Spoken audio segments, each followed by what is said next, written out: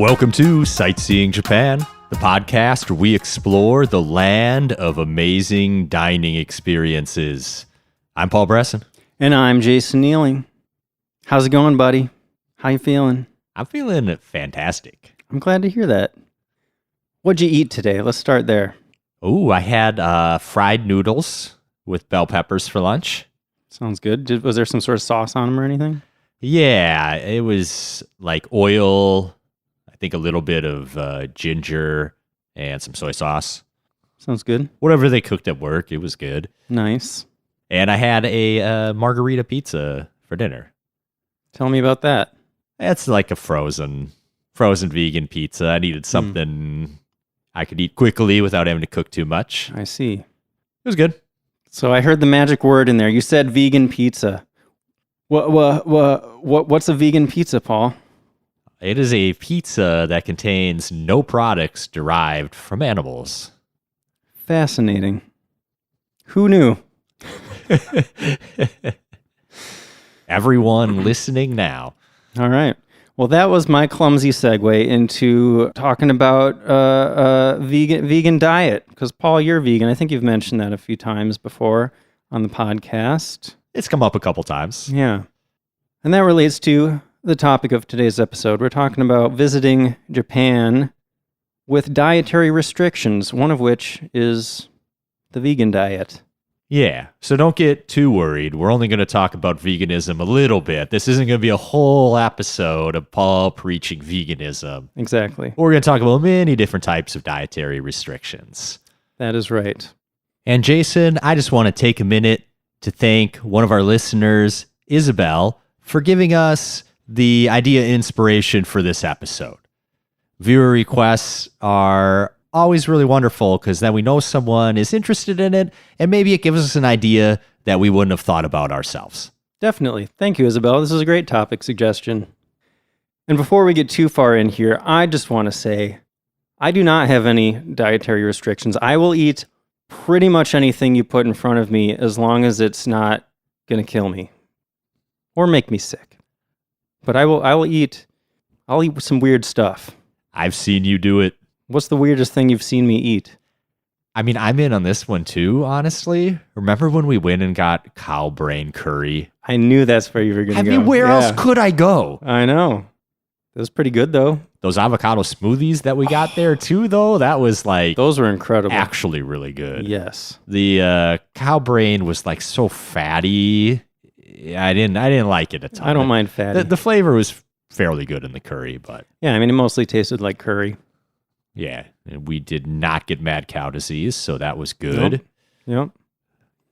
So another thing I wanted to say before we get started is because I'm an omnivore, it feels a little bit weird sitting here and pretending that I'm an authority on these dietary restrictions we're going to talk about, you know? Like if you have a dietary restriction, you obviously know much, much more about what you can and cannot eat than I do. I was actually thinking about that. I was like, looking up a little bit so I knew exactly kind of what the definitions of some of these things were. And I was like, when we're talking about this, though, these people are going to know. Yeah. Or if we talk about the keto diet, they're going to know better than I do what exactly the keto diet is. Yeah. I needed some understanding to be able to understand the advice and information we're going to give related to it, though. Yeah. So I wanted to, find a way to stay away from something that feels like mansplaining, but like omnivore-splaining, you know what I'm saying? Right. And also, I went into my research thinking that it was going to be easy to just like come up with a list of foods, like, okay, here's just a list of things that you can find in Japan that you can eat, depending on your diet. But I was kind of shocked at how difficult it was to do that because there are no absolutes. Like you can't just say, oh, this food is always safe. You know what I mean? I do know what you mean. I hear you say that makes me happy. You finally understand my struggle, bro. Yeah. I know being vegan's my own choice, so it's a struggle I bring on myself willingly, but still, you're right. Like, oh, this thing's usually probably vegan, but it is so hard to know for sure sometimes. Yeah.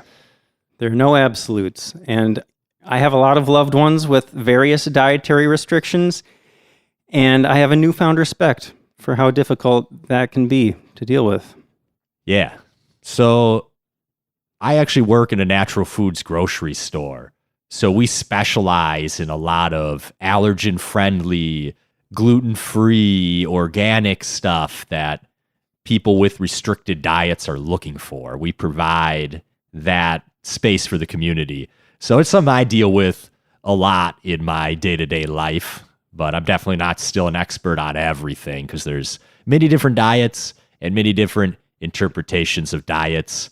And then even within those diets, people hold themselves to different levels of strictness. Mm-hmm. So it's a very personal thing. We're just going to provide some general information.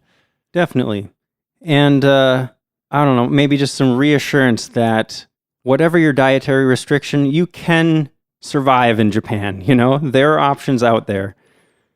But let's not sugarcoat it. The first thing I have in my notes here, just kind of general stuff, is that dietary restrictions can make things pretty difficult if you're visiting or living in Japan. And there are a lot of reasons for that, like reasons why it might be more difficult in Japan than a lot of other places. So one reason is that the people serving you food in Japan probably just aren't really used to hearing about this kind of stuff. Like, I feel like it's kind of in the public consciousness in America, but in Japan, it's not so much of a thing to ask people to accommodate you. Yeah, that is not a part of their culture, to go to a restaurant and ask for accommodation. There's not many people in Japan that express dietary restrictions like this. There's just not many people walking around saying, I'm a vegan, or I'm on keto diet, or I'm gluten-free. There are some for sure, but it's not as big of a thing as in some other places in the world. Yeah, and a lot of Japanese restaurants focus on a very specific style of food or even a specific dish. So if a Japanese person does have a dietary restriction, they might just choose to go to places that they know, the main thing that they offer is going to be okay for them. Yeah. Instead of going to some random restaurant and asking, okay, what do you got for me? You know what I mean? Yeah, that's the general thought. If you go to a restaurant that makes something using an ingredient you don't want, why did you go to that restaurant? You should have just gone somewhere else. Mm-hmm. So asking at a restaurant for them to leave an ingredient out is just not a normal thing. Yeah, they might not be willing to mess with their recipe just for you, or they might not even be able to. Sometimes that ingredient that you can't have is already mixed into their stuff. They already prepped it that way, and there's no way to separate those things. Yes, that's very common. Or they're known for doing something a certain way. They don't want to not do it that way. We make this specific dish this way, and we've been refining this forever, and we've perfected it. I'm not going to leave out a dish and make it worse and put my name on it. Yeah, kind of in that same vein, asking a restaurant to leave out a certain ingredient or make substitutions can actually be seen as disrespectful, to the chef. Yeah, substitutions are probably even worse. We're talking about unheard of. You don't go into a restaurant in Japan and be like, oh, I don't want an egg. Can you put tofu on top instead? It just doesn't happen. Yeah. I think this is one of those little cultural differences that kind of might tie back into just the idea of social harmony and having respect for others. In America, some people might expect a restaurant to be able to work with them and accommodate whatever requests they have. But in Japan, it's you just don't want to make waves. You don't want to make things difficult for other people. So people might be less willing to express these types of preferences. Yeah. I'm actually curious about kind of the rest of the world. I feel like maybe the US is not normal in the fact that we have such customization. Yeah. I go to a Burger King drive-thru and I'm Impossible Whopper, no mayo, no onions. And it's just no problem, no big deal. The whole restaurant is designed to be able to do that. Yeah. But if you go to a chain izakaya in Japan, they have things streamlined and designed that employees can just do something the way they're supposed to do it, and it always comes out good. And they are not set up to do substitutions. They're not set up to change the dish whatsoever. They might even have strict guidelines from the company. you do it this way and only this way, and there is no other option. Yeah. We got that American individualism over here, for better or worse, you know? I'm bringing up Burger King again. I blame them. Do you remember, like, when we were kids, they started, like, these have it your way commercials or something? You can order whatever you want. We don't care. I was just imagine the cashiers hating their lives, having to do all these substitutions. Probably the cooks, too. And that caught on, and then everybody everywhere had to do the same thing, and now you can go anywhere. And I remember, we both used to work at Subway. The crazy stuff some people would ask for on their sandwiches, dude. Do you remember that? Oh, yeah. I remember subs swimming in mayonnaise. Yeah. And they would get, like, indignant if you didn't, like, read their mind and do it the way they imagine their sandwich to be. Mm-hmm. That's just normal in America, but not Japan, and maybe not even really anywhere else. I'm not sure.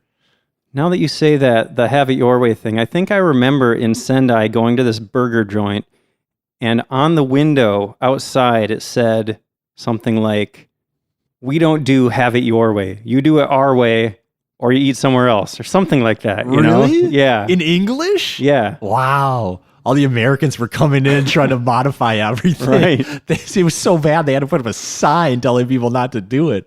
That's hilarious. I feel like it was worded in a more joking kind of way, though. Like, it didn't sound aggressive or anything. It's just like, we do what we do, and this is how we do it. Yeah, the burger's going to come out looking like the picture, and that's how it's going to be. Yeah. Another reason that things can be difficult in Japan with dietary restrictions is because there are certain ingredients that are just so common in Japanese cuisine that they can be really difficult to avoid, even in foods where you would not expect to see those types of ingredients. Japan is great at hiding ingredients. Right. Like, I'm vegan in Japan. I'm just going to go get a noodle soup with vegetables and tofu. Almost 100% chance that soup is made with some sort of fish stock. Yep. That's just how it is. You'd think, it's only veggies and noodles. I'm good, right? Well, you're not. And that's a common theme in Japanese cooking. Yes. But before we get too negative, talk about how difficult things are, I want to point out that Tokyo is the biggest city in the world. So no matter what you can or cannot eat, Tokyo is going to have options for you. If you get out into the more rural parts of Japan, you might have less options, but in the big cities, you're going to be okay. That's a great point. You might have to go searching something out, but if you're in Tokyo, there's going to be a kosher restaurant somewhere, a halal restaurant somewhere, vegan restaurants out there. Mm-hmm. Like, you will be able to find if you're willing to go to it. But yeah, it's something that I worry about too, is with the vegan diet. Like, if I go too far into the countryside without hitting a city at least once in a day, I might be eating rice balls from a konbini, and having real trouble finding like a good meal. Yeah. Well, I'm glad you mentioned konbini, because that was the last thing I was going to mention here, is that konbini can be a lifesaver because they're everywhere. So even if maybe you're visiting a city and there's like one or two restaurants that can accommodate you, the konbini is going to have something that can at least get some calories in you when you're, out walking around, and you just need some sustenance. The konbini are great for those little snacks to keep you going, or when you're in a hurry. And for those that are maybe newer to the podcast, when we say konbini, what are we talking about, Jason? Oh, thank you, Paul. I was even thinking I want to stop assuming that people know certain words, because I feel like we do that a lot. Yeah, I just don't want to stop saying konbini because I love the word. It's a great word. Because I feel like they're better in Japan, so I want to honor that by using the Japanese name. Yeah. But a konbini is a convenience store. Konbini is short for convenience. Yeah, 7-Eleven. Yep. Or Family Mart, also known as Famima.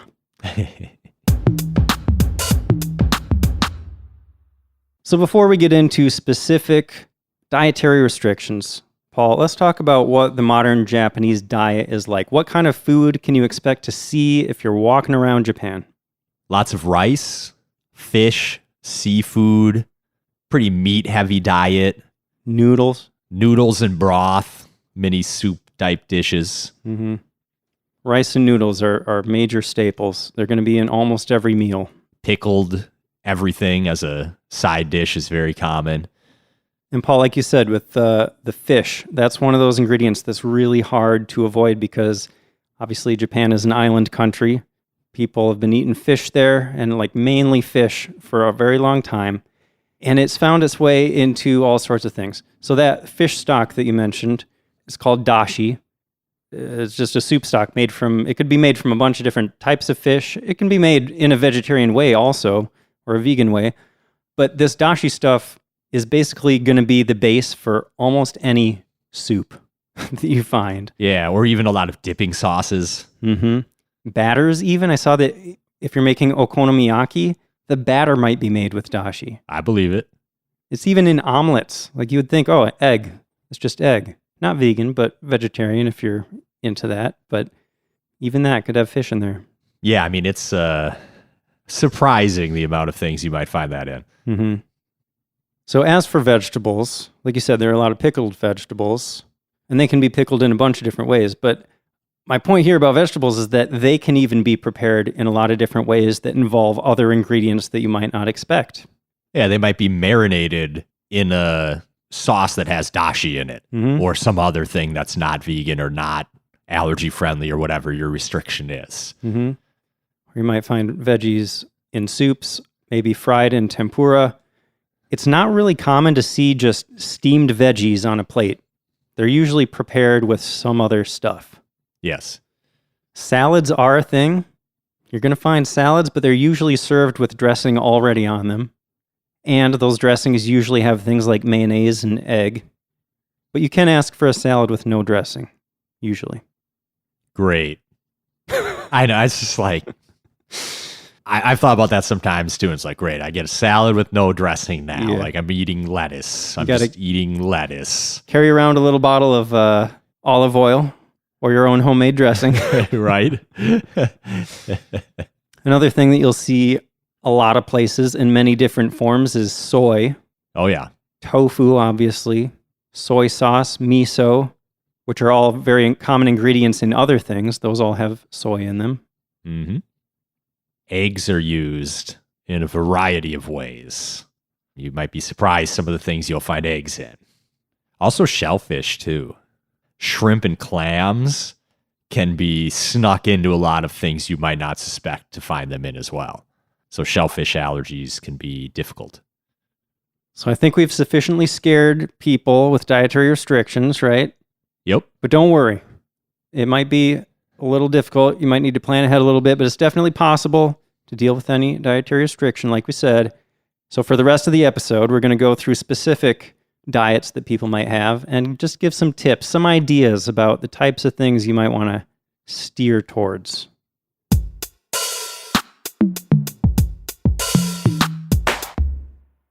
Where do we start, Paul? Allergies. Okay. If you've got allergies, it's going to be a little bit difficult. If you have severe allergies, it's going to be very difficult. But you're probably already aware of that. It's probably already pretty difficult wherever you live. Right? That sounds terrible, honestly. Having a deadly allergy, I'm so sorry to those people. So I worked in a restaurant for a number of years as a server. And when someone told me they had an allergy, it was the worst. Like, oh, crap. I am like responsible for not killing this person tonight. And I do not have 100% faith that something's not going to go wrong and kill this person tonight. You know, I would go back and try to explain, like, obviously we had procedures in place for allergies, but they are pushing dishes out of the kitchen. Sauces are flying around all over the place. Plates are flying around. Chefs are moving super fast. I didn't speak Spanish as well as I should have for living in Los Angeles for so long, and not all the chefs spoke great English. So trying to make sure that they really understand that I had a serious allergy, or even what was in every ingredient. You would go ask a chef, oh, what's in the verde sauce? Is there avocado in the verde sauce? And one chef will tell you no. And a couple days later, a different chef will tell you yes. And you're just like, oh my gosh, I don't know what to do. Like, I worked at a family-owned restaurant, so there was no complete list of ingredients anywhere that I could look at. Mm-hmm. So, yeah, it was difficult. We did our very best, but what if the food runner runs the wrong plate out there? Like, there's so many things that can go wrong. It's tough. I'm so glad I don't have a severe allergy. I'm sorry you had to go through that, Paul, but I feel worse for the people that are whose lives are in danger, you know what I'm saying? Absolutely. I know, and it's not like I regretted them coming in or anything. I wanted to give them a good experience. Like, they deserve to live a life like anybody else, but it was stressful trying to make sure that happened while I was doing 20 other things at the same time as well. Sure. I mean, I imagine you just can't trust anyone, you know? You can't put your life in someone else's hand because who do you trust with your life? The people that need it, I think, smartly bring EpiPens with them. Yeah. For in case they actually need it. You know, at work today, I was talking to a coworker about this exact thing. I have a coworker that has a deathly peanut allergy. Oh, that'd be tough. And like yesterday, she was in the office with this other guy, and he was like munching on something, and she's like, "Oh, what are you eating there?" And he's like, "Oh, I got some peanuts." And they just lock eyes, and her eyes get real big, and then his eyes get real big, and he's like, "Oh man." And then the next day he had carrots instead. Do you guys have like manager HR coming around you like, don't have peanuts here? Or is it just, you're just like common courtesy for her? Yeah, I never heard anything like official from anybody. I just heard directly from her about that. So okay, yeah, she's probably has to be very vigilant. Yeah, like, don't give me anything with peanuts. Don't touch me after you touched a peanut. Yeah. Well, today he offered her some carrots, and she's like, "I don't want to eat carrots that have been touched by those peanut fingers." You know. Anyway, so if you have a life-threatening allergy, obviously you need to be extremely careful, especially if it's shellfish, if you're in Japan, or eggs, or nuts. I don't know, pretty much anything, I guess. I'm sorry, it's not funny. But okay, so the point I wanted to make about dealing with this in Japan is if you tell them what you can eat, they might not realize exactly what the implications of that are. Like you said, Paul, you don't necessarily know exactly what the ingredients are in something. All the people that are working at the restaurant you're at might not know. Yeah, and the way they interpret things too. Like if I say, I don't eat fish, they might still give me something with dashi in it. Yeah, I don't see any fish in there. There's no it's just fish liquid. in there. That's just the broth. Like, that's not fish. Right. Or it's a little easier to understand you don't eat meat, but to understand you don't eat anything that came from meat at all is another level of understanding that if you're not familiar with it, you're just not going to have. Right. If you can't eat wheat, it might not occur to them that soy sauce is usually made with wheat, you know? You don't see any wheat in soy sauce, but it's there. Yep. Miso can have barley.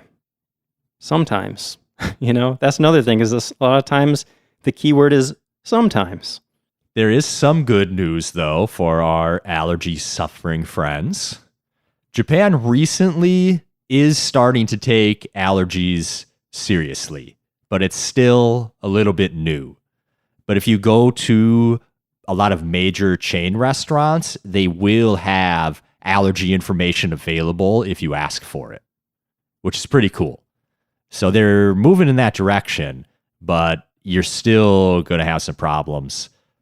Not that you don't anywhere else, like I was just talking about my own experiences surfing. Yeah.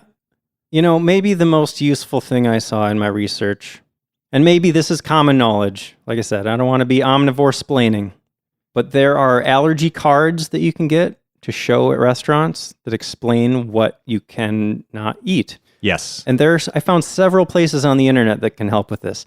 Some of these cards are free. You just download it and print it out. Some of them you have to pay for, and maybe they have a bit more detail, you know? One that I'll recommend, I saw a website called foodallergycardjapan.com. They have a card that you just download for free, you print it out, and then it has a list of allergies, and you just put a check mark next to your allergy. Okay. So that seemed pretty useful. I saw people saying they had pretty good success with those cards, but I think it probably depends on how specific you are. Yeah. Like, if I can't eat peanuts, that might be more straightforward to them than like the I don't eat fish one, where there's all these other things made from fish that don't look like fish. So you still have to trust that level of understanding. Yeah, I got the impression that the free cards were more likely to have just really basic explanations, but if you wanted one that really goes into detail, gives them like a paragraph of like, here's exactly what I cannot eat, you might have to pay for those ones. Yeah, probably worth it. Yeah. Yeah. I was lucky enough to have you helping me. You helped me read a couple ingredients lists on like things at the Conbini, or read a menu a little bit, tell me out a little bit last time we were there. Yeah, Google Translate can help a lot with that too. These days, I don't know, technology, it's just amazing, man. Google Translate now has a thing where you can just like pull up the camera, point it at an ingredients label, and it translates everything on there in real time, like AR, augmented reality. So you're seeing the English words over the packaging. Yeah, that's cool. Yeah. Although not everything is always listed, or even the allergens are not necessarily always listed on everything. Yeah. Going back to the allergy card thing, I just want to mention, no matter what your dietary restriction is, you can probably find a card similar to that in Japanese. So like, we're going to talk about these other dietary restrictions coming up, and you can get cards for those too. It's not just for allergies. However, another point, sorry, Paul, it looked like you were about to say something. Maybe I was. I just wanted to point out, you might not want to use an allergy card specifically for foods that you just don't want to eat. Yes. Was that what you were going to say? No. Well, eventually. Okay. Yes. Basically, the idea is if they think it's a life or death thing, they might just say, maybe it's best that you just don't eat here. Yeah. We don't want to. That could happen. Yeah. We don't want to make a mistake. So if it's just a personal preference, maybe you don't want to go in that direction. Yeah, it can be so difficult for some of these, just to really hammer this point home. There are tour companies that won't accommodate people with shellfish allergies because it's just too difficult and they don't want the burden or the liability or whatever it is. Mm-hmm. So again, not impossible, but you're going to have to be very vigilant on some of these. It's different for everybody though, right? Like severe allergy is very different from moderate intolerance, right? Where you'll survive if you have a little lactose. You just won't feel good for a day or whatever. Or if I accidentally eat something that's not vegan, I'm like, oh, shoot.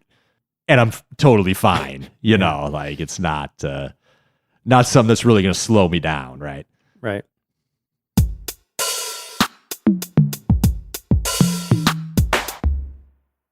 So, speaking of which, let's talk about veganism for a while. Okay, I have some stuff, but of course, I'm going to lean pretty heavily on you for this part, Paul. Okay.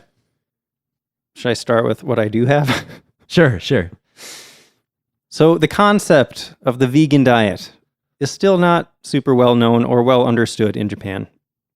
As we mentioned, a lot of people think that fish flakes or fish-based broths are vegan because, well, there's not a chunk of fish in there. I don't see any fish. They might just consider it a seasoning. And they're like, oh, that's not, that's whatever. Milk and eggs also just might not come to mind when you say, oh, I can't have, dairy or eggs. That's all you have? I have more. I wasn't sure where to put it in here. Let's see. No, that was fine. That was good. I have a few specific foods to look for. Okay. If you want to start with that. Okay. So one style of food that you can look for is something called shojin ryori, which is what Buddhist monks eat. And it's always vegetarian. It's a Buddhist thing. And it's sometimes, but not always, vegan. Yeah. You'll want to check on that. It can be a little pricey. That's true. It's like a nice, real fancy meal. So maybe not something you want to do every day, or certainly not for every meal, but it's incredibly good stuff. Oh, yeah. And very worth trying at least once. Yeah, it's one of those types of meals where you get a bunch of little tiny plates with all these different things. So it's like a huge variety of vegetarian food that you get to eat, and it's delicious. I've had that at a few temples. Yeah. Another food that can work for you is sushi, if you avoid the non-vegan fillings. Mm-hmm. Now, a lot of people, we've said this before, I'm sure, a lot of people associate sushi with raw fish, But that word sushi actually only refers to that rice. So you can have vegan sushi. Yeah, I had some good ones last time I was there. Had that one with the wasabi plant in it. That was good. Yep. Cucumber, avocado you can find. Even though that's not original Japanese sushi, you can find it now. Yep. Mushrooms or pickled vegetables. There's some good stuff you can find. Absolutely. It's actually easier in some ways than sushi at American restaurants, I think, because with the fusion American stuff, you get more weird stuff like, oh, this one has sweet potato in it. And then it shows up and the sweet potato is dipped in tempura batter and fried, but it doesn't say that anywhere on the menu. Or there's some sauce or other toppings Yeah, there's on some spicy mayo sauce on it. Or they get a little fancy and they throw in things in there like more than just the vegetables. It's like, dude, I just want the vegetables and the rice. Come on. Mm-hmm. And Japan's a little more traditional with the sushi where if you're getting a roll, you're probably just getting the vegetable and the rice and the seaweed. Yep. Another thing I had is tofu. Tofu is delicious. And tofu can be prepared in a ton of different ways, many of which are vegan. Yes. A lot of different forms of tofu, a lot of different dishes that incorporate tofu. Huge variety out there. And you'll see a lot of those in that temple food, the shojin ryori. Mm-hmm. Tell me about your experience, Paul. I want to hear how you navigated Japan. Sure.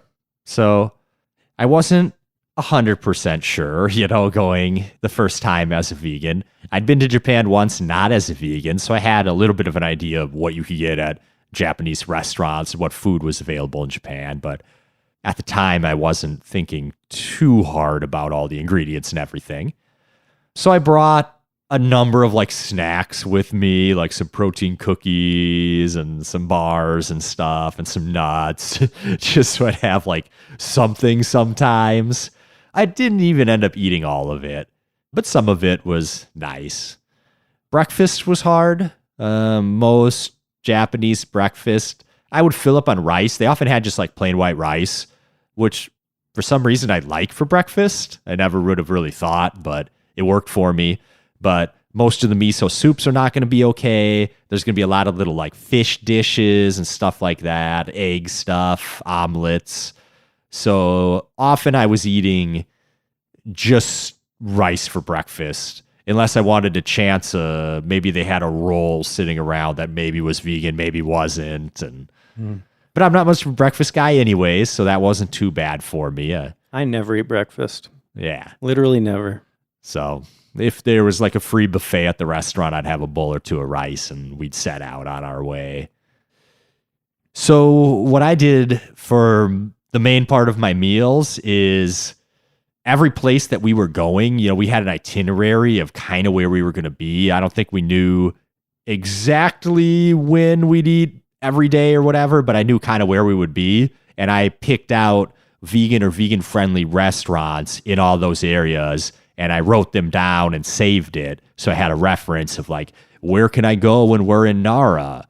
Where can I go when we're in this part of Tokyo? So that's pretty much what I did. I wrote down a list of 15 restaurants, and I probably ate at 12 of them in our time there. You do have to go out of your way. Jason, you were nice enough to accommodate me and accompany me to a few of these restaurants. And a couple times we went our separate ways to eat. I didn't feel like we needed to stray too far from where we already were, though.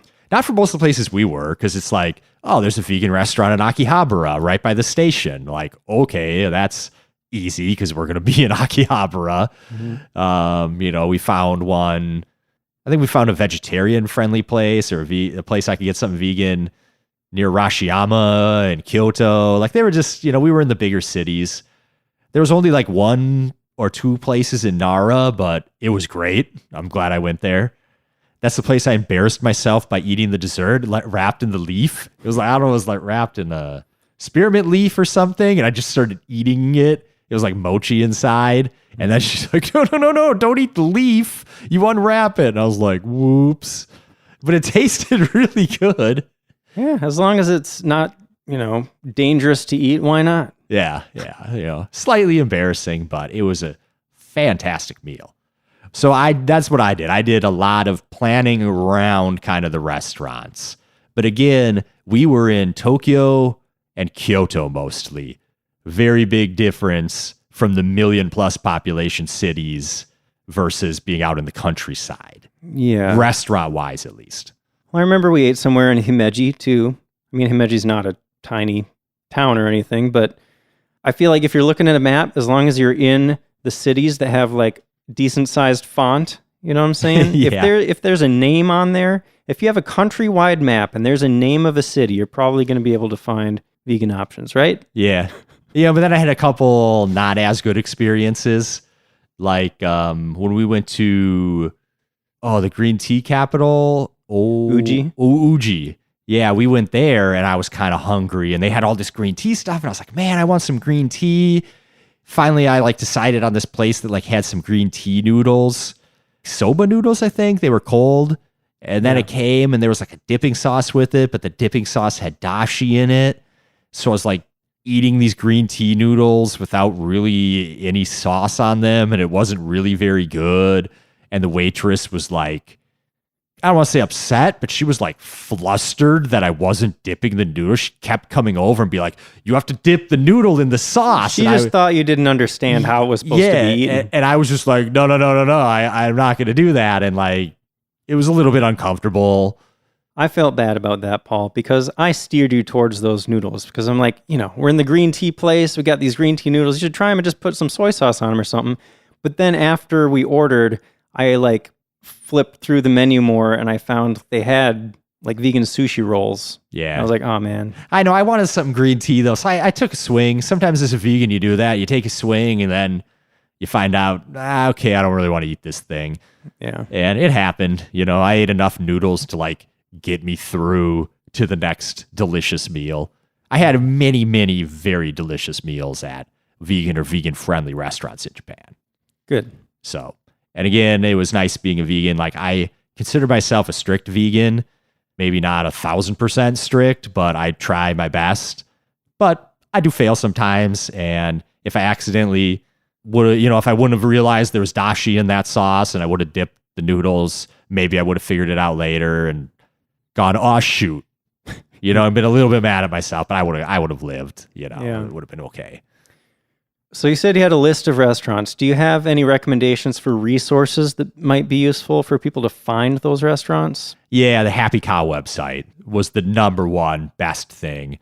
Not only because you could find the list, but because it's popular enough that people update it fairly regularly, so you can see like, oh, someone reviewed this place 4 weeks ago. It's probably still open and in the same location.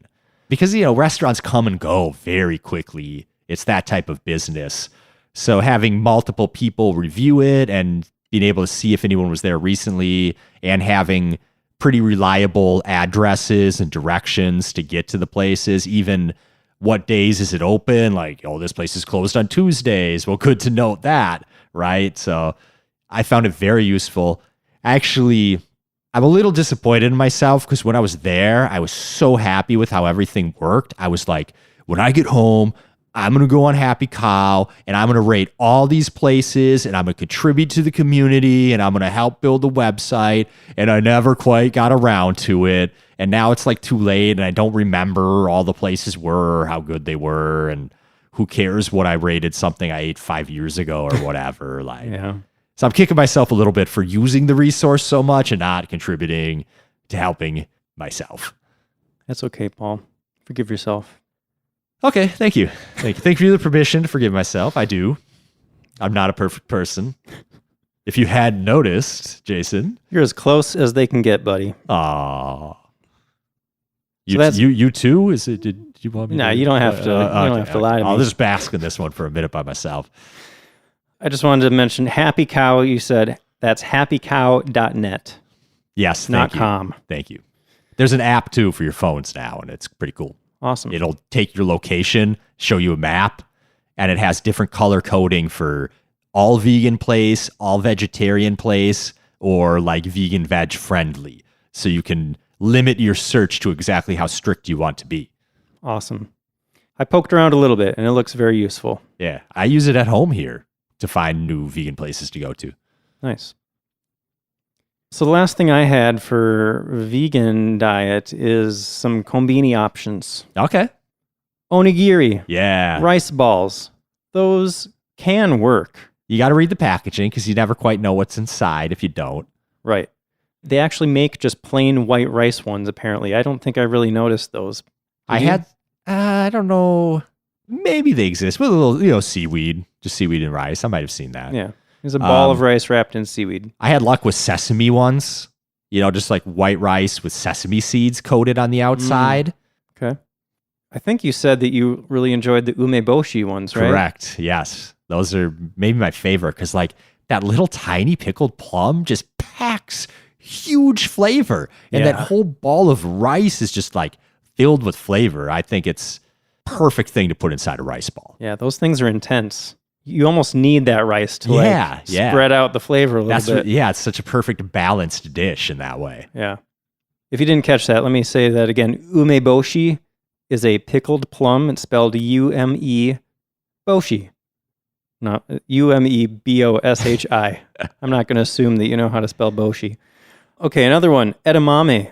Oh, yeah. Is available in the refrigerated section. And the nice thing about Japanese convenience stores is that they have microwaves there. They'll microwave anything you want them to. So you can get ready to eat edamame, which is little green soybean pods. And you pop the little beans out of the pod and they're delicious. Yeah. Put a little salt on it and it's great. Mm-hmm. Also a common appetizer. You might be able to get that as an appetizer at a lot of restaurants. At every kombini, right by the checkout, there's a hot section. They got hot food that you can take and eat right there. And I saw that they have hash browns that can be vegan. Yeah. Did you ever try those? No, I don't generally trust a hash brown because, it could easily be cooked in oil, but it could be cooked in butter, or they could have put a little milk in it to soften it up. Too many unknowns for me personally. That's a good point. I saw that specifically you want to get them from Family Mart or 7-Eleven because they both have vegan versions. Okay. But they might still be fried in the same oil as non-vegan stuff. Okay. For me, that's okay. But I know that's not for a lot of vegans. For me, it's whatever. I'm not eating that stuff. Yeah. Although I've heard some people complain they feel like they taste the flavor of the fish or the chicken or whatever else is fried in there. Sure. I'm just grease. It's good. I like it. Yeah. Same situation with French fries. Yes. As for packaged, easy, snacky type food, soy joy bars, do you eat those much? It sounds familiar, but I can't recall eating one. They have them here, right? They're all over, aren't they? Soy joy? Yeah. I don't know. I'd heard of it, but I couldn't remember if I'd seen it here or only in Japan. I don't recall seeing them here. Okay. Maybe if we went to the Asian mart. Maybe that's where I saw them. Mixed nuts. You can find bags of nuts. Potato chips. Some flavors are vegan. You're going to want to look for the salt or salt and seaweed ones. Oh, we got some salt and seaweed ones, man. They were good. I remember we were drinking one night from the kombini and got those as a snack. Oh, that hit the spot. Those are awesome. Yeah. Even if you're not vegan. I wish they sold those here, man. They do at the right Asian market. Yeah, all right. We gotta go downtown soon. Yeah. You can find soybean chips. I don't think I've tried those. I can't recall ever doing that. Sweet potato strips. Oh, yeah. Yummy, yummy. Lots of sweet potato stuff in Japan. Oh, yeah. For drinks, a lot of soy-based drinks. You can find soy milk lattes, almond milk as well. Mm-hmm. Of course, black coffee and tea are all over, and those are generally vegan. Yeah, I'm not a coffee drinker, so I didn't go down that route in Japan, but green tea stuff everywhere, or even oolong or other teas as well. So, there could be a milk tea, but most of them are probably vegan. Mm-hmm. And some of these things, it depends on the brand. Some brand will be vegan and other brands won't be. So if you Google vegan kombini food, kombini is Konbini, I found a ton of websites with lists with pictures of all of these vegan things so that you can easily find them. I did look at some of that stuff when I was traveling in Japan, and I found it a little tough sometimes to like actually find the things they mentioned in there. Like maybe that was seasonal or that was last year's product or this particular store doesn't carry it or they're out or the packaging changed. Yeah. But I did have some success too. Ideally, you'd probably want to find a list that has like, here are the options from this specific Konbini chain. Yeah. You know? I think I'd found like an Instagram account that was like Konbini vegan or something, and they would take pictures of like random vegan things they found at the Konbini, which was a little bit difficult for me to like go back and find, but it was pretty cool. All right, I did say this whole episode was not going to be about veganism, so now that we spent, I don't know how long that was talking about veganism, let's move on. To veganism light, also known as vegetarianism, right? Just go the whole way, guys. Dipping your toe in the water. No, sorry. We're not judging people. That's Paul. a joke. That's a joke. Diet is a very personal thing, and what works for some people doesn't work for other people. So I don't want to. I've made my own choices on my diet, but I don't want to hate on anyone else. But vegetarians. Okay, Paul. What are you doing? Okay. So, if you're a vegetarian and you're okay with things like egg and dairy, that's going to open up your options a bit. Yes, I think the egg thing is big. I think some vegetarians go one way or the other on that. If you're okay with egg and you're okay with dairy, you're not going to have that bad of a time.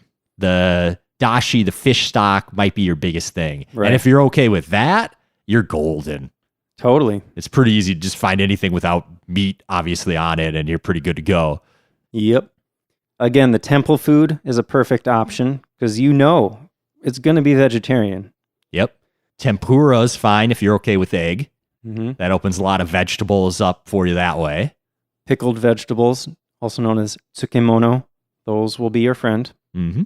Soba noodles can be really good, especially zaru soba, Z-A-R-U soba, because soba served in that form, it's basically just a pile of noodles on a tray, and then it comes with some sort of dipping sauce. And, you know, you got to find out what's in the dipping sauce, but at least the noodles are going to be safe. You can find vegetarian ramen. You can even find vegan ramen if you look around. Mm-hmm. There are even ramen chain restaurants that specifically have vegan/vegetarian options. Mm-hmm. Okonomiyaki can work. Again, I mentioned before that could have dashi in the broth. Or okonomiyaki has so many things, like maybe they put some crab in it or something. I don't know. But most of those types of things Although you can choose. You can choose your ingredients. That's the whole point of okonomiyaki is it has whatever you want in there. Choose one with a bunch of veggies and you're probably all right. Exactly. Mochi. We didn't mention mochi really, right, for vegan, but this can work for both because mochi is basically just rice. Yeah. That's been smashed into a dough. Yeah. I mean, a lot of the stuff that goes for vegan goes for vegetarian. Yeah. It's quite a bit easier, I think. Yeah. Last thing I found, if I were vegetarian, I would be eating a lot of curry because curry is freaking delicious. And the biggest curry chain in Japan, it's called Koko Ichibanya. They have an entire vegetarian menu now. Nice. Yeah. Nice. Yeah, I remember eating curry in Japan. Good stuff. I love Japanese style curry. Me too. I like, honestly, any kind of curry. I've never met a curry that I didn't like. I think I had a curry with like soy cutlets, breaded and fried soy on it, kind of to be like pork tonkatsu type. Yeah. Good stuff. Yeah. Yeah. Even that cow brain curry, pretty tasty. With all the spices in there, man. Can't go wrong. Yeah, it wasn't the flavor that bothered me. It was the consistency and fattiness of the brain. And maybe psychologically knowing that I was eating a brain. And this was obviously before I was vegan, so a long time ago. It was quite a while ago. But don't regret the experience. You know, you got to try things. I didn't go back. I don't think either of us went back for a second time. I mean, there's so many restaurants in Los Angeles. Yeah. A restaurant's got to be special for you to go back, you know? Yeah, but there were some that I did go back to again Definitely. and again. And I'm just saying the cow brain curry wasn't one of those. I definitely thought about going back for that avocado smoothie, though. Oh, man. Yeah. It was like too much, though. It was like too much avocado. Like, especially the fattiness of the avocado and then the fattiness of the cow brain curry. I was like, whoa, too much fat. I would have split one with you, though, gladly. I would never say those 3 words, too much fat. That's not a problem for me. All right, well, we're getting to keto soon, so we can talk about so much fat. All right. So next up, we're going to talk about some religious dietary restrictions. And this is honestly probably the section that I have the least for. And part of it is because that's kind of a big category, it depends on your specific religion and how strict you are about it. Again, you know more about your personal diet than we do. Yeah. And I think for me, researching about this, you're going to have a really tough time outside of Tokyo or the other very major cities. If you want it to be like certified kosher or certified halal or something like that, but if you want it to be probably that, you're going to have a much easier time. But there just aren't places in Japan doing a lot of certified stuff outside of Tokyo or the other very major cities. Yeah, I mean, religious restrictions are just not common in Japan, Almost everybody in Japan is Japanese. Almost every Japanese person is Buddhist or Shinto or some mix of the two. And there aren't any dietary restrictions beyond the vegetarian for Buddhist monks that we already talked about. Right. But even like most Buddhist people aren't vegetarian. Right. But they might have some understanding of what it means. Mm-hmm. I think a lot of people, their only dietary restriction relating to their religion might be to avoid pork, right? It depends. So I was looking into like kosher and halal a little bit, and like, yes, no pork, but even outside of that, if you're strict, like animals have to be slaughtered in a very specific certain way, following this step, that step, this step, and like most places aren't doing that in a way that you're going to be able to know for sure that they're doing that. So yeah, if you're just like, I'm on vacation, I'm just not going to eat pork, or I'm not going to drink alcohol, you can absolutely do that. Yeah. But if you're going to be super strict to one of those diets or some other similar, there's many other religious diets that we're not going to talk about specifically, but you're going to have a much harder time. Yeah. I just wanted to say, if you are a person that just wants to avoid pork, that's going to be easy. Yep. Just avoid anything with ton, Ton, in the name. That's like in tonkatsu or tonkotsu ramen. That indicates the pig part. Pork is heavily featured, but most places that serve pork, they're also probably going to have dishes with other meats or without pork on them. But then you might have the cross-contamination in the kitchen if you're worried about that as well. But you can get something without the pork on it. Unless you go to a tonkatsu restaurant. There are a lot of restaurants that only do tonkatsu, but just don't go into those ones. Just don't go to those. Yeah. So I found a pretty informative website trying to learn more called halalinjapan.com. You could search on there for restaurants that were halal friendly, looked pretty cool, a lot of resources. I also heard people recommend that if you go to some of the ethnic restaurants, like if you go to an Indian restaurant or a Turkish restaurant in Japan, they're probably going to be a lot more easily able to accommodate you because they're going to culturally understand where you're coming from. But a lot of those places serve alcohol too. So keep that in mind if that's a factor for you.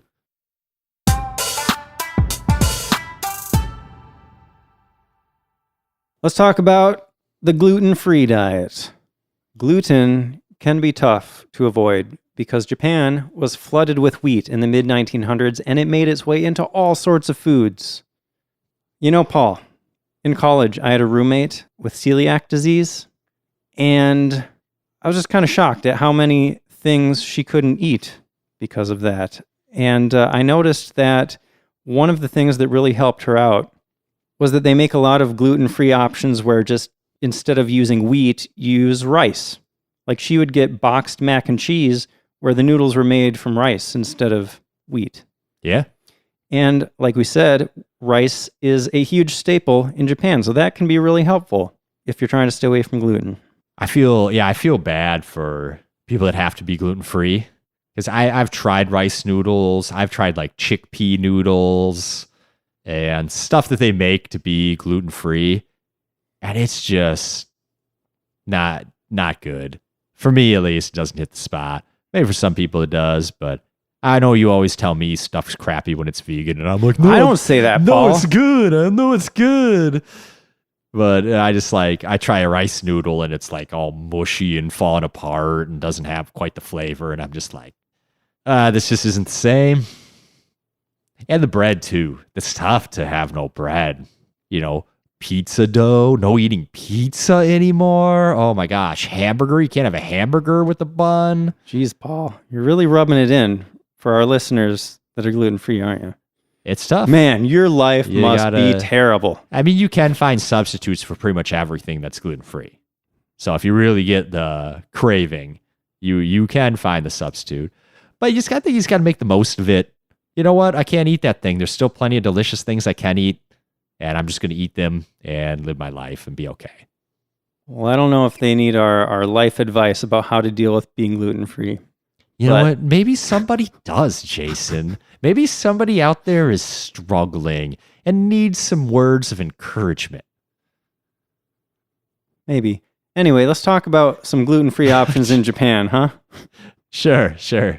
So one food that you might think would be safe is sushi, because it's just rice, right? Yeah, sure. Well, actually, sushi rice is seasoned rice. And one thing it is seasoned with is vinegar. And some types of vinegar can contain gluten, apparently. I was not aware of this. Yeah, I wasn't either. So see, this is the kind of thing I was talking about, where it's like just more complicated than I thought it would be. Also, most soy sauce contains gluten. And I mean, what is sushi without soy sauce? You know? Yeah. That being said, a lot of sushi is gluten-free. You just need to check the ingredients wherever possible. And maybe you want to bring your own gluten-free soy sauce, because they do make gluten-free soy sauce. Yeah. One thing that is always gluten-free related to sushi is sashimi. Yep. It's just thinly sliced raw fish. As long as there's not a sauce on it, you're going to be okay. Mm-hmm. So that's good news if you like raw fish, like I do. For this reason, fish markets can be a really great place to find a lot of stuff you can eat. They got all sorts of super fresh seafood, sea urchin, oysters, sashimi of all sorts. I would just wander around a fish market and eat anything that caught my eye. I mean, that's what I do anyway. And of course, rice features very prominently in Japanese cuisine. So rice is always a go-to, as long as they don't put anything weird on it. You'll want to avoid noodles generally, of course, because they're usually made with wheat. But what about soba, Paul? What are soba noodles made from? They're made from buckwheat, which is not wheat. Not have gluten? It does not. I didn't know that. Yeah. But there's always a but with this stuff. Yeah. Historically, soba noodles were made only with buckwheat. But these days, even in Japan, soba noodles are often made with a mixture of wheat and buckwheat. But if you do a little research, it is possible to find places that use 100% buckwheat in their soba. Nice. Yeah, soba's great. It is. It just had wheat in the name. I always assumed. I know. It's weird. It's a weird name. All the things you think you know in life. Can't assume anything. You know what happens when you assume things, Paul? Oh, yeah. You're often wrong. yeah. I think that's the saying. I think that's the saying. So I have some kombini options for gluten-free people, too. Ooh. Onigiri, again, the rice balls. Yeah. Salmon, umeboshi, kimchi, all that is gluten-free. But get this. I saw that some onigiri do include wheat somehow. What? I'm not sure exactly why, but if you look at the ingredients label, apparently some of them have wheat in them. Yeah, and a lot of things are not labeled with gluten, which in Japanese is gluten. Gluten. And so it may be labeled, but it may not be labeled on there. Yeah. You might have to look at the other ingredients to see if there's any type of flour in there.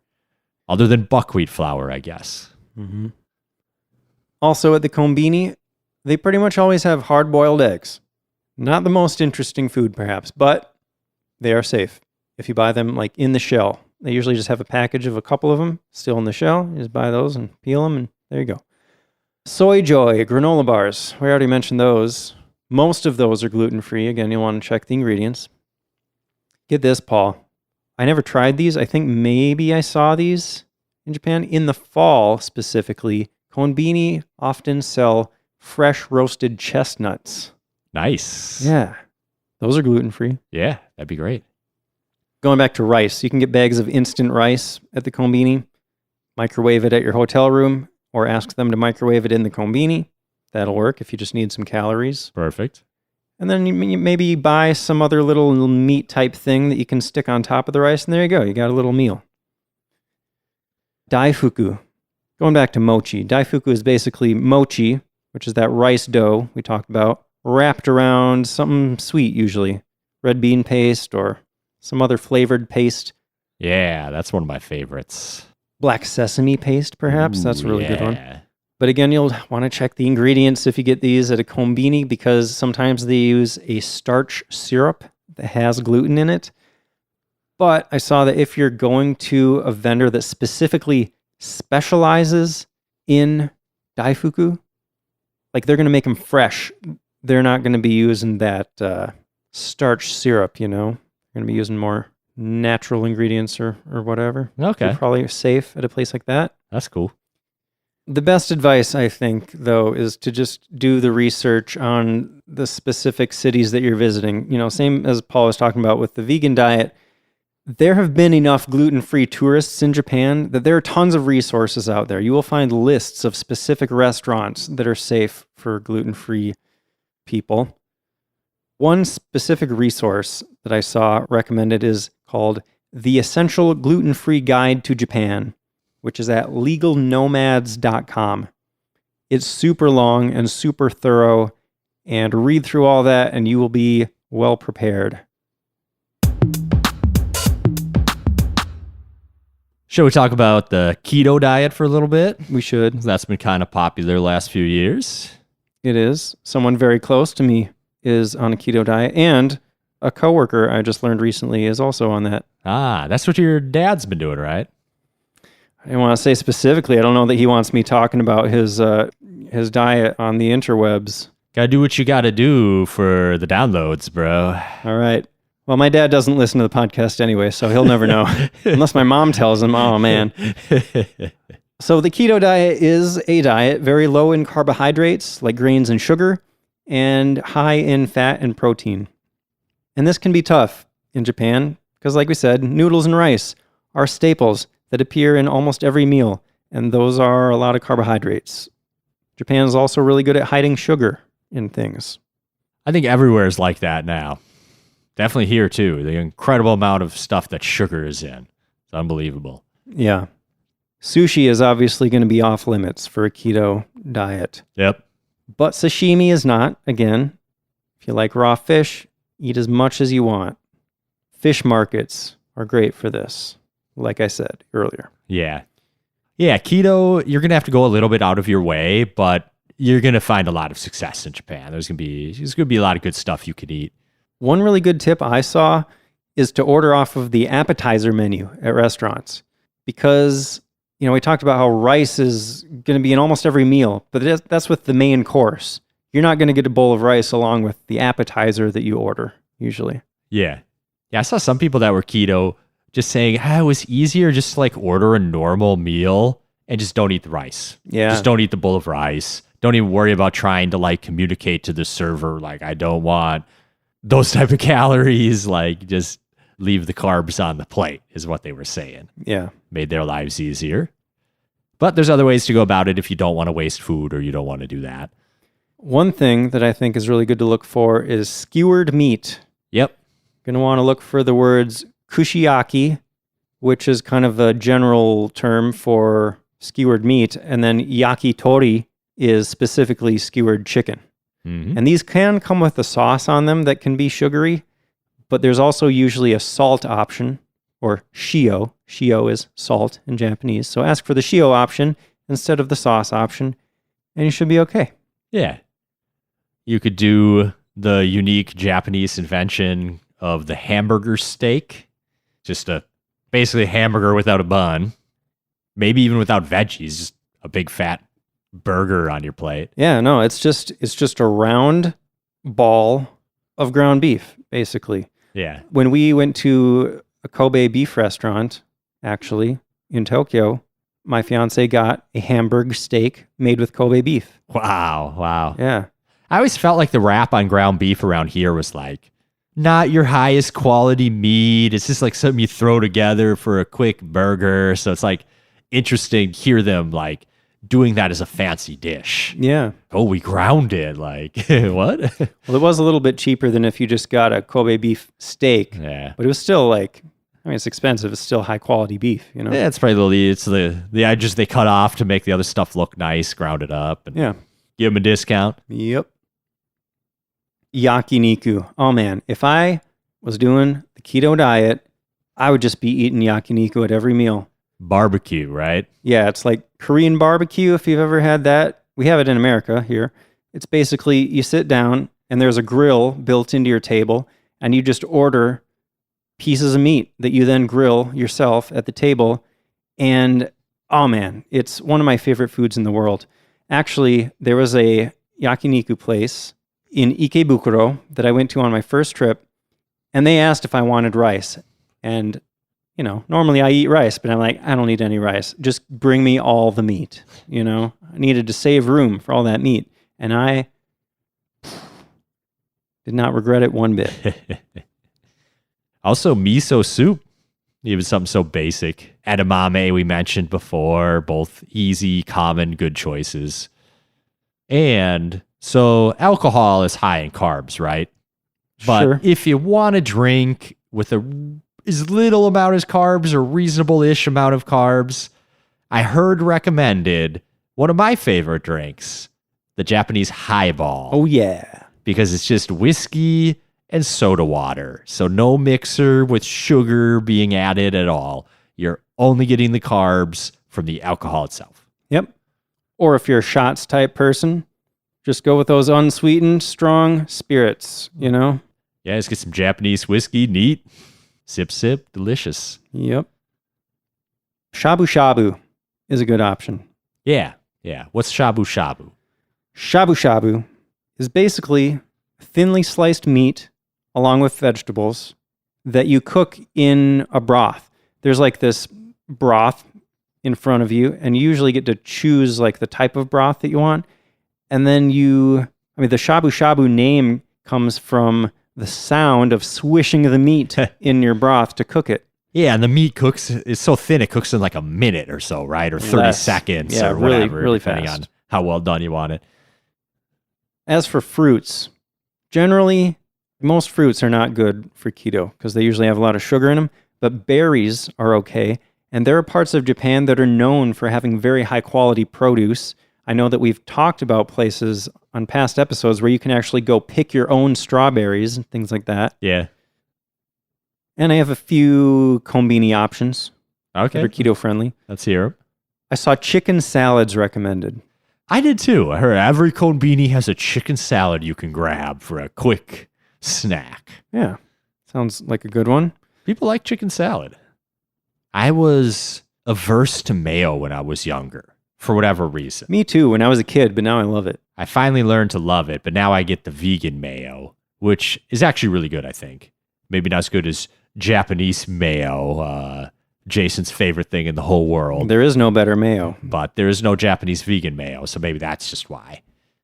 But anyways, so I never ate like potato salad or chicken salad or any of that stuff growing up because I just didn't like mayo. So yeah, and now I just still don't eat any of that stuff. Oh man, Paul. I feel dumb now because when I read chicken salad, I thought, okay, a salad like a bed of lettuce with sliced chicken on it. Oh. It did not occur to me that this is chicken salad. And honestly, maybe you can find both. Right. Now that you're saying that, I'm doubting my interpretation. Also at the kombini, hard-boiled eggs again. Yep. Meats and cheeses. You know, a lot of times they have, you can get packaged like dried meats and cheeses that are good to snack on. They also have like little trays of crab meat or shrimp or, I don't know, in the refrigerated section, they just have all these little trays of things that you wouldn't really normally think to eat on its own. But a lot of them are just, meat and seafood that is totally keto friendly. I know they have sushi at konbinis. Do they have sashimi at konbinis? Do you remember ever getting that? Or is that just like a little too fresh to put out to a konbini? I don't remember ever buying sashimi, but they have sushi with raw fish on there, so why wouldn't they have sashimi too? Yeah. So maybe you could get some sashimi. Something to look for, I guess. If you go to a grocery store, you could find a little slab of, sashimi that's ready to slice up. You could just pick that up and chow down on a chunk of fish. Yeah, have you ever done sashimi where you didn't slice it thinly, where you just like took a bite out of a big chunk of it? When we lived in LA, I loved to go to the Japanese market there because you could get slabs of fish that are sashimi grade and like beautiful and delicious. But when it comes to Japanese cuisine, a big part of it is the presentation, right? And I just feel like sashimi doesn't taste as good if you just pick up a big chunk of fish and like eat it like a chicken finger or something. You know what I mean?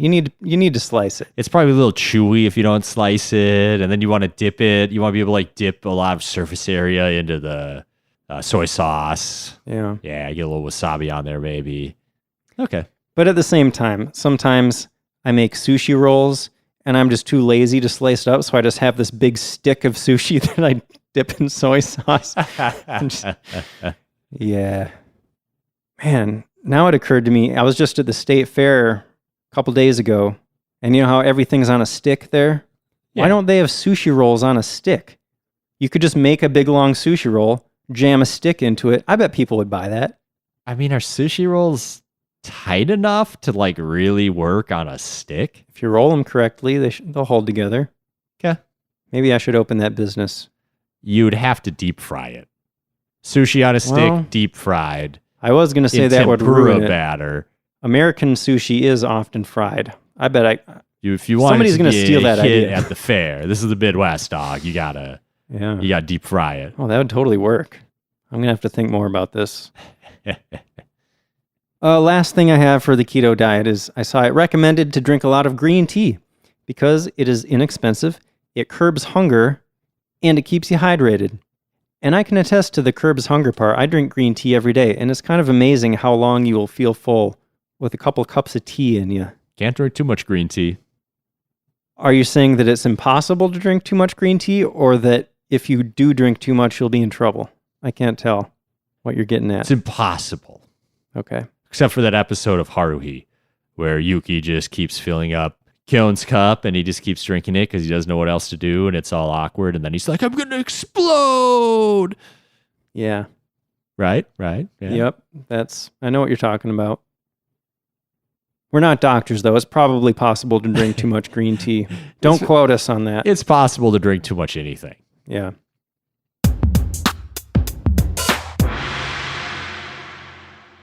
Okay, well, that's all of the dietary restrictions that are in my notes. I'm sorry if you have a restriction that we did not cover, but if you need info about it, I'm sure you can find some websites to help you out. Yeah. So last thing I have here is just some general tips that apply to any situation you might be in. Sure. Can I start? Sure.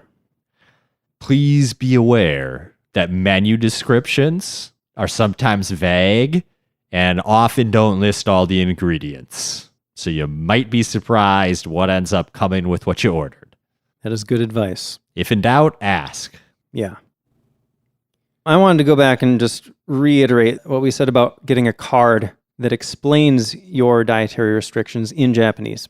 That could be really useful, I think. Absolutely. That's probably like the number one piece of advice I would pass on from this if you're like seriously struggling to try to maintain one of these diets in Japan. Another one is learn the kanji for the thing that you can't eat so that you can just scan through those ingredients labels, look for that kanji, and if you see it, you know, I'm not going to eat this. Good advice. If you're going to a fancy restaurant, maybe it's a Michelin star restaurant, maybe you're going to a fancy kaiseki place. If it's a place that takes reservations, you're going to want to let them know about your dietary restrictions in advance. Yes. Meals at those type of places are planned out well in advance and prepared for and the ingredients bought. So some of them will be willing to accommodate you, but when you make those reservations, you have to let them know so that they can prepare much ahead of time. You cannot drop that on them when you show up. You will not get a meal. Yep. I think it's a good idea to have a list of go-to foods that are widely available. That's why I had all the kind of kombini options for each of them. Yeah. Like, it's just, if you're starving, it's good to know that you can go to the nearest kombini and get something. Yeah, I mean, I remember when we were there, I got like that sesame rice ball like 4 different times because it was like, I think I'm going to need something to carry me over today. And I figured out like Family Mart's usually got it. It's something they always seem to have in stock. So I'd just find a Family Mart and go grab my rice ball and maybe 1 or 2 other things. And it was one of my go-tos to help keep me going. Mm-hmm. But if you don't want to have to, go for your last resort, the way to avoid that is just do a lot of planning. Do as much planning as you can before your trip. You can go to Google, type in your dietary restriction and the name of a city that you're going to be in, and you will find lists of specific restaurants that will accommodate you. And if you want to be super careful, it might even make sense to find a hotel or even an apartment that you can rent that has a kitchenette in it so that you can cook your own food. Yeah. That's really the only way that you can know for sure that you're getting something that you can eat. True. And then you can do some research about what ingredients you can pick up at the grocery store because they might not have the specific things that you're used to finding at home. I think that's a wonderful point, Jason. Thank you. We've talked how hard a lot of these things are and how tricky and difficult they can be. But even if you have a serious issue, you can still travel to Japan. It might just be the best option to cook for yourself, just to be 100% sure. Mm-hmm. Fry a fish up with a little salt and pepper, and you know what's not in there, and you know what is in there. And well, Paul, that's the end of my notes, but I just thought of one more thing. I don't know why I didn't think of it until now. Okay. But I think this could be useful, potentially. Okay. And maybe this only makes sense if you're like, you want to be really cautious or something. So, Paul, I'm sure I've mentioned to you Soylent before, right? Yeah, I've had Soylent. What can you tell us about Soylent? It's a meal replacement. It's supposed to be every nutrient and calorie that your body would need for a day. And at least the ones I had, they sold in 1/5 serving size. So you drink like 5 of these a day and you got your 2,000 calories, you got all your vitamins and minerals, you got your proteins, you got everything your human body needed. Yeah. So I believe Soylent is vegan. I believe so too, at least last I saw. But this isn't an ad for Soylent. Honestly, Soylent is a little expensive if that's like going to be the only thing that, you're eating. And it's going to be probably not possible to find it in Japan. And it's going to be really hard to bring a bunch into Japan, at least in liquid form. You can buy powdered form of it. Yeah, that's what I was thinking. Like, you could bring a pouch of the powder and it could at least be some fill-in meals for you if needed. Yeah. Although you might need to bring a shaker bottle too or whatever. Yeah, you just mix it with water and then you got it. But besides the name brand stuff, well, besides the Soylent name brand anyway, there are other brands that make a similar product that cater to specific diets. Like I know there's a version that's keto friendly and you just order bags of this powder. I'm sure they have it for various diets, So maybe something to look into. I don't know. Just throwing that out there as an option. No, that's a good idea. Well, should we end it on that then? That's it for me. Okay. Well, if you want to learn more about all sorts of things relating to Japan, check out our website, sightseeingjapanpodcast.com. We also have a contact page there where you can write to us. We also have a donate page if you would like to help support the podcast. Paul, what are we talking about next time? Our next one's going to be a good one. It's time for another Halloween special. Woohoo! Ready to bring out that goblin voice, Jason? Oh, I cannot wait. We're going to be talking about haunted places in Japan. I freaking love this stuff. I know I say that every year, that the Halloween episode is, I get very excited. But when I was a kid, I loved reading. Huh? You loved reading about serial killers. Yeah, I saw your book selection. I mean, yeah, but that's not what I was going to say. Okay, sorry. Go ahead. I just thought I would let everyone know that's how you are. I mean, I wasn't into serial killers when I was like 5, We were teenagers when we met, so to be fair. Sure. Well, I said when I was a kid. Whatever. Teenagers are kids, I guess. Borderline.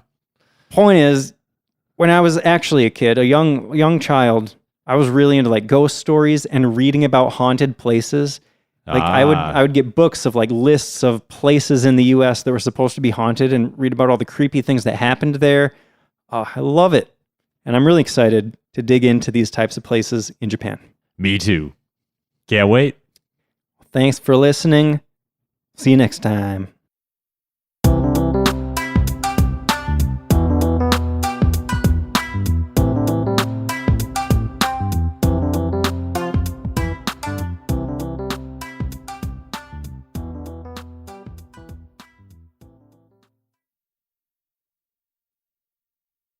Tofu's vegan, and it can be blah, blah, blah, blah, blah, blah.